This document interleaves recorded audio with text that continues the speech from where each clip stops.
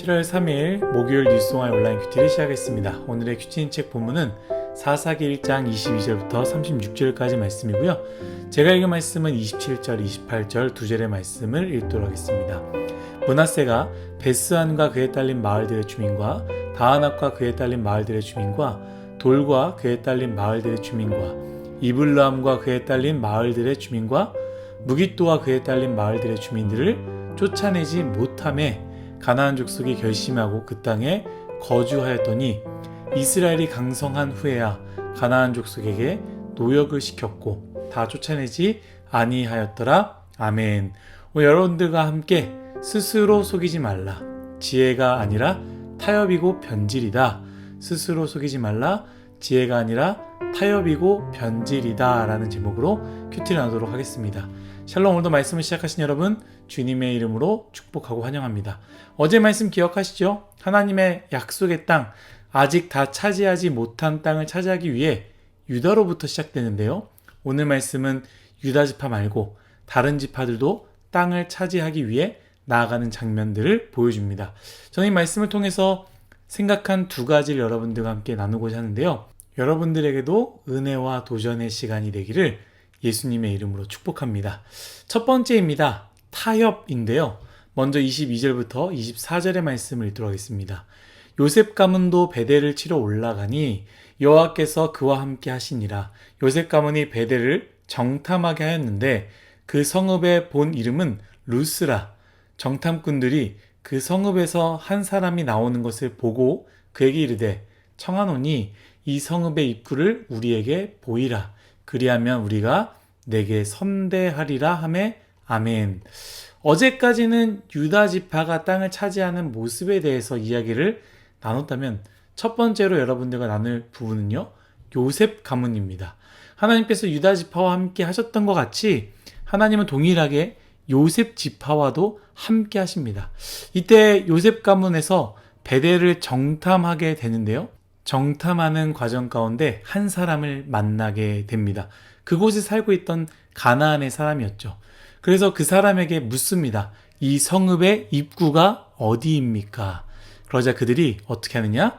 성읍의 입구를 가르쳐 주는 것이죠. 25절 말씀입니다. 그 사람이 성읍의 입구를 가리킨지라. 이에 그들이 칼날로 그 성읍을 쳤으되 오직 그 사람과 그의 가족을 놓아 보내매 아멘. 어떻게 되느냐? 요셉 지파는요, 칼날로 그 성읍을 다 치는 것이죠. 그런데 우리가 집중해서 봐야 되는 것은 이 후반부입니다. 요셉 가문이 베델에서 나온 사람들에게 성문의 입구를 가르쳐 달라고 했고요. 가르쳐 주면 너희에게 선대하겠다라고 했습니다. 그리고 정말로 그 사람이 어떻게 합니까?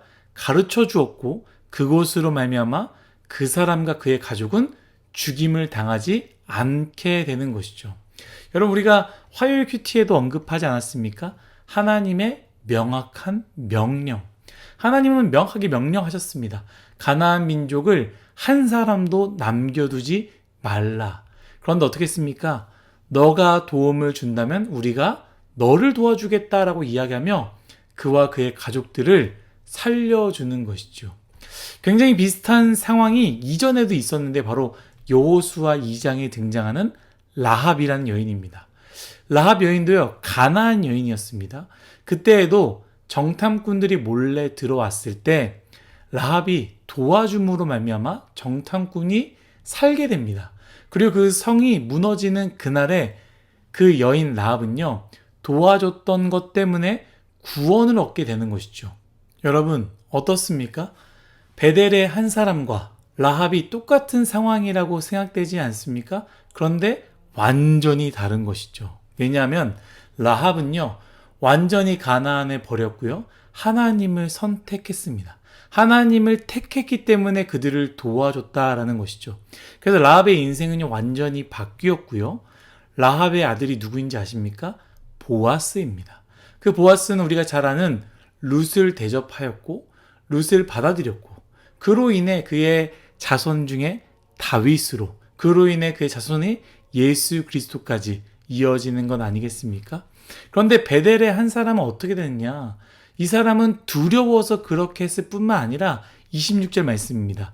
그 사람이 햇사람들의 땅에 가서 성읍을 건축하고 그것의 이름을 루스라 하였더니 오늘날까지 그곳의 이름이 되니라. 아멘. 결국 그 사람은 베델에서 다른 곳으로 옮기고요. 그곳에서 무엇을 세웁니까?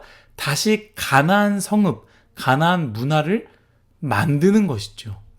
사랑하는 율성화 여러분, 유다 지파는 그 사람에게 묻고 그 사람을 통해 쉽게 그 성읍을 무너뜨릴 수 있게 되었습니다. 어쩌면 그들은요, 이것을 지혜라고 생각했을 수도 있습니다. 그 한 사람과 한 가족만 살려주면 나머지는 쉽게 차지할 수 있게 되겠구나.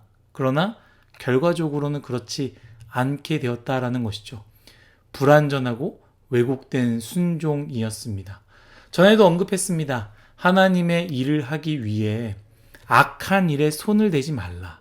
분명히 선한 일, 좋은 일, 하나님 일이라서 그것을 하려다가 더 쉽게 하기 위해서, 더 잘하기 위해서, 더 편하게 하려다가 결국 작은 악을 붙잡고 작은 편법을, 작은 더러운 일을 붙잡게 된다면 아무리 선한 일이다 할지라도, 그 목적이 선하다 할지라도 선함이 되지 않고 변질될 수 있다라는 것을 우리가 기억했으면 좋겠습니다.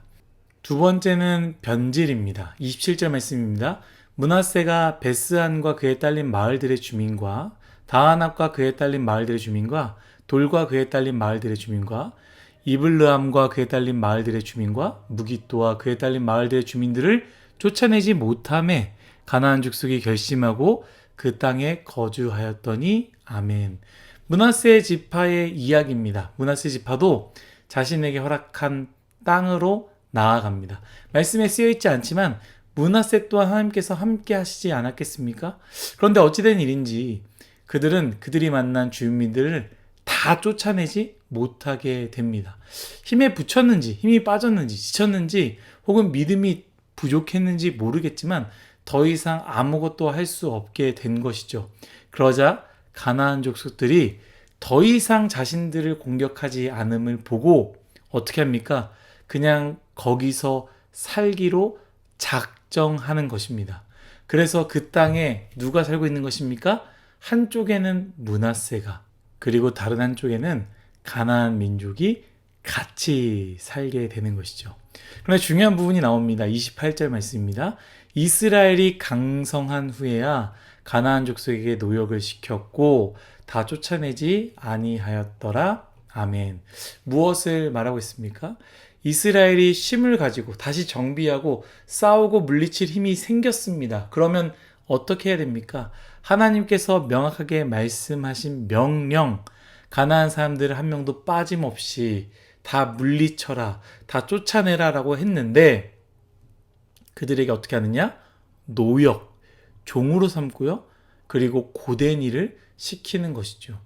그리고 가나안 사람들을 종으로 삼고 그들이 해야 되는 어려운 일들을 대신 해주니 하나님의 명령은 잊어버리고 그 명령은 변질이 되고 어차피 죽일 것 종으로 삼자라고 타협하며 그저 평안을 누리는 것이지요. 사랑하는 율성화 여러분, 요셉 지파, 므낫세의 지파의 모습을 보면서 무엇을 느끼십니까? 요셉 지파와 므낫세 지파는 나름대로 생각할 것입니다. 더 효과적으로 지혜로운 일들을 감당한 것이다. 어차피 죽일 것, 죽이지 않고 노예로 부려먹는 것이니 더 경제적일 것이다. 여러분, 그것은 스스로를 속이는 것입니다. 그것은 지혜가 아니라 타협이자 변질입니다. 저는 이 말씀을 묵상하면서 저의 모습을 보게 됩니다. 하나님께서 처음으로 주셨던 율송화이를 향한 마음이 있습니다. 하나님의 명령과 뜻이 분명했습니다. 그런데 지금 그 마음을 돌아보면 마치 요셉 지파와 같이, 므낫세 지파와 같이 하나님의 마음이 내 마음 속에서 타협함으로, 변질됨으로 변해 있다라는 것을 보게 됩니다. 분명히 지혜라고 생각했던 것들, 정도와 정수가 아니라 힘들다고, 피곤하다고, 외롭다고, 슬프다고 선택했던 것들, 이 정도면 괜찮겠지, 저 정도면 괜찮겠지라고 타협하고 그리고 그것들이 변질되어 버린 것을 보게 되는 것이죠. 여러분들은 하나님께서 주신 마음, 여러분 마음 가운데 있는 그 마음은 어떠합니까? 예배를 향한 마음 어떠하십니까?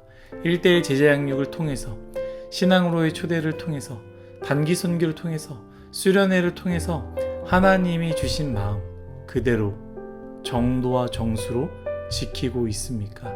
아니면 내가 생각하기에 지혜롭게, 가성비로, 경제적으로 바꿔서 지키고 있습니까?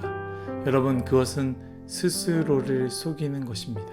그것은 지혜가 아니라 타협이고 변질임을 꼭 기억하며 하나님 주신 마음을 다시 잘 지키는 저와 여러분 모두가 되시기를 예수님의 이름으로 축복합니다.